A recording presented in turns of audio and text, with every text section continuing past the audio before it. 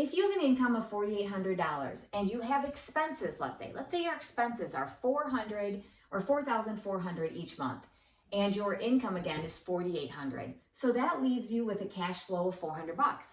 Seems pretty good, doesn't it? Cash flow seems good. That sounds great. You know, we're doing the traditional banking way. We've got a cash flow of $400.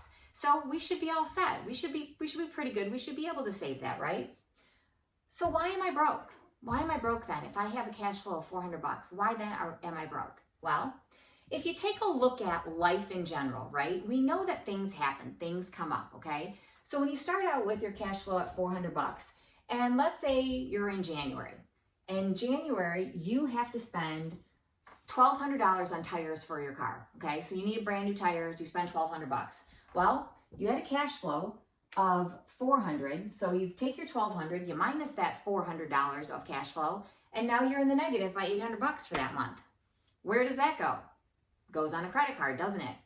That's the problem right there. So February comes along. So in February, we have a medical bill. It's $150, okay? That was unexpected, above and beyond what we're used to. So we're gonna subtract that. We have, like my daughter, for instance, she has an academy show that she goes to. She takes and she shows horses. So she has a little academy show that she goes to, and that's gonna cost $250. Well, we take our $400 cash flow, right? We subtract the $400 we've just paid for the medical bill and that academy show, and now we're at zero. We're at even. We haven't gone backwards, so I guess that's good, right? But remember, we're negative from the month before, $800.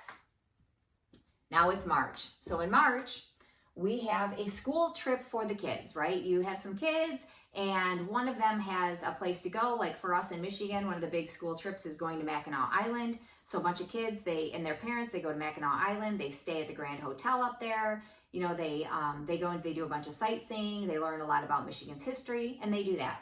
Well, you know, that costs $300.